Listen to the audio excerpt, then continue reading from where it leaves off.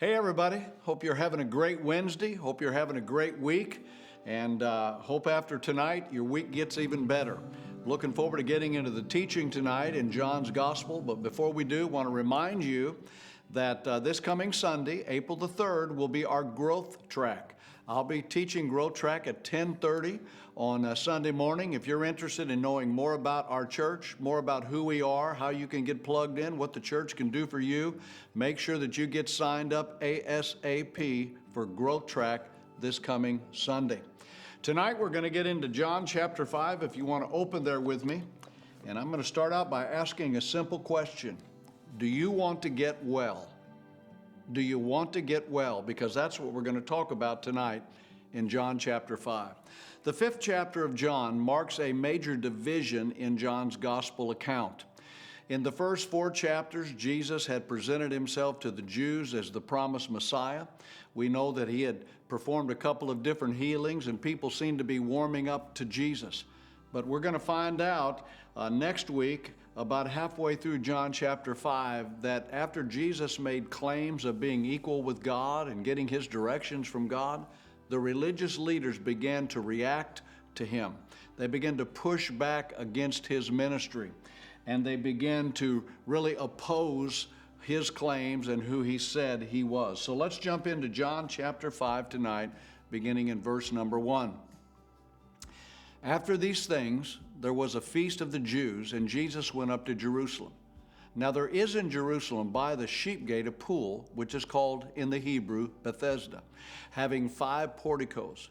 In these lay a multitude of those who were sick, and blind, lame, and withered, waiting for the moving of the waters. For an angel of the Lord went down at certain seasons into the pool and stirred up the water. Whoever then first, after the stirring up of the water, stepped in was made well from whatever disease with which he was afflicted. So we know here that there was a man who had been lying there day in and day out. The Bible tells us that he had been ill or lame for 38 years. Now the pool of Bethesda is situated near the northeast gate in the old city of Jerusalem. It's near the sheep gate. And years ago, archaeologists discovered this pool. We took a group to the Holy Land in 2020, and I took this picture. And so this is what it looks like today after the archaeologists discovered it. But again, back to the story. The lame man, along with other lame people, blind people, sick people, would be brought to this pool, and they would wait to get in the water when the pool or the water was stirred up by an angel. Now, some theologians wonder, was it an angel or was it just the result of spring water being released from the mountains that was causing the pool to rise? That's really not a debatable thing tonight. Doesn't matter what was going on. What matters is what happened, okay? People today, think about this, people today make religious pilgrimages to places like Fatima in Portugal, Lourdes in France, and Guadalupe, Mexico, and they go to these religious shrines hoping to receive some kind of miraculous intervention in their life. That's what was going on here as people gathered around the pool of Bethesda. And we read here in the story that Jesus saw a sick man at the pool, okay? A lame man at the pool. And keep in mind, there could have been hundreds of people, sick and lame and blind and deaf, that were gathering around this pool on a daily basis, okay? Again, 38 years he had been in this condition. And we all know what it's like to be sick. You've been sick, I've been sick. We all know that sometimes sickness just carries on for a long time. And some of you maybe have struggled with sickness for years. I know I went through a 16-year battle with chronic hepatitis C. So we can identify with this man and his suffering state. We read down here in verse number 5, check it out, or verse number 6, chapter 5. When Jesus saw him lying there and knew that he had already been a long time in that condition, he said to him, "Do you wish to get well?" Wow, what a question. Do you wish to get well? Now remember, Jesus is God. Remember, he knows everything. So he knew how long this guy had been lame. He knew his condition. He knew everything about the man. And yet, doesn't this sound like a strange question? I mean, I'm sure the guy thought, yeah, I've been in this condition for 38 years. I come here every day. Why would you ask me this question? Seems foolish, doesn't it? But let me remind you, Jesus never asked a foolish question. He always had intention behind every question he asked to anyone. I believe the question was a test of this man's faith. I believe he was testing the man's faith and wanting to know, do you believe that I can help you? Do you believe in who I am? Do you believe that I can heal you? Now, I'm going to make a controversial statement here tonight, and I want you to just hear me for a second. Over the years, I have met people from time to time who were ill, who had challenges in their life, and believe it or not, sometimes these people didn't want to get well. They didn't want to get healed. They didn't want to get better. And in some strange way, being in a condition like that got them attention. And today, in some strange way, people in that condition stay there because it gets them money. Or it gives people at times, not everyone, but at times it gives people an excuse to flee responsibility.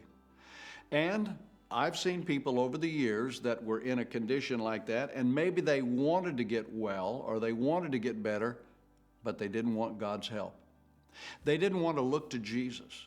They refused to think that Jesus could help them. For some reason, they had something built up against religion or Christianity, and so they just stayed in their depression or stayed in their sickness or stayed in their addiction. Okay?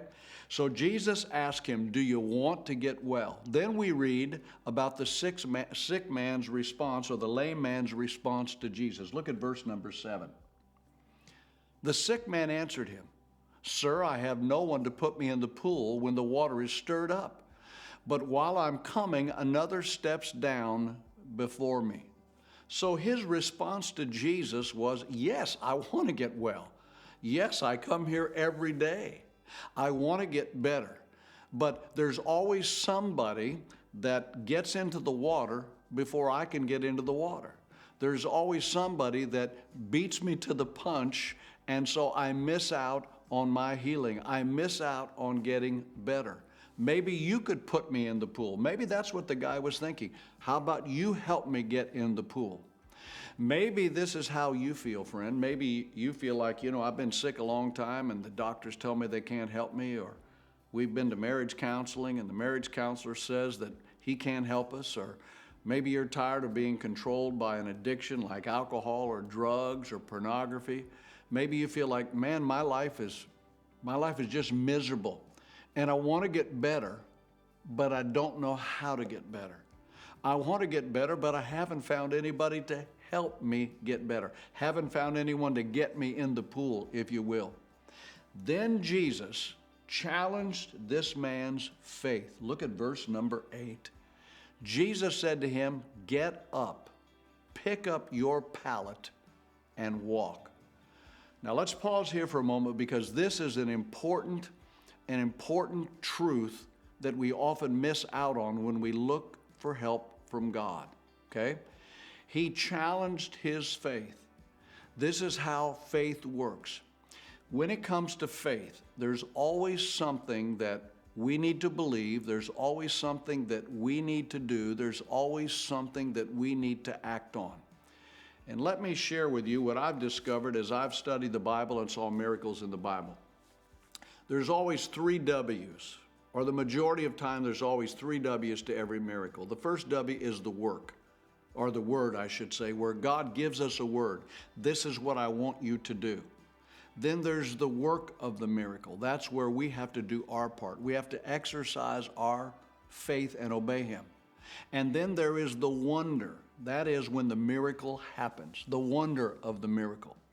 And when you think about it, in John's gospel, this is the 3rd time that we've seen a healing or a miracle, and we see this happening all 3 times. In John chapter 2, When he turned water into wine, what did he say? He gave them a word: fill the pots up with water. The work was they had to obey. And then the wonder was he made it into wine. In John chapter 4, when the nobleman came and found Jesus and said, "You have to come to my house. My son's dying. You have to come and heal him." And what did Jesus do? He said, "Just go home." He gave him a word.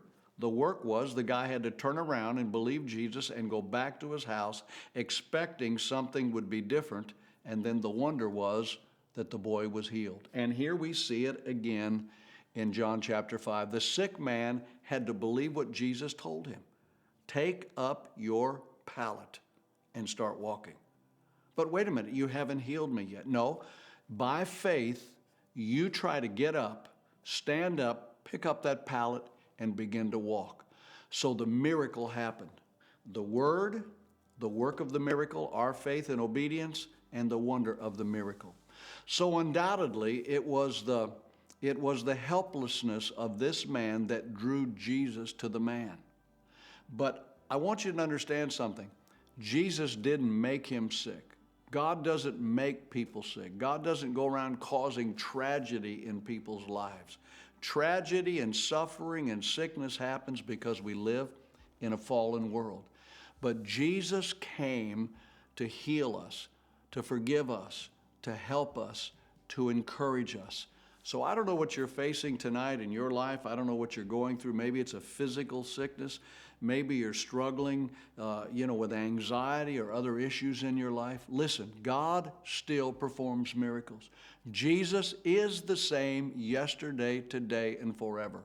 So open up your heart, look to Him, do whatever He tells you to do, and then by faith step out and watch things begin to change in your life.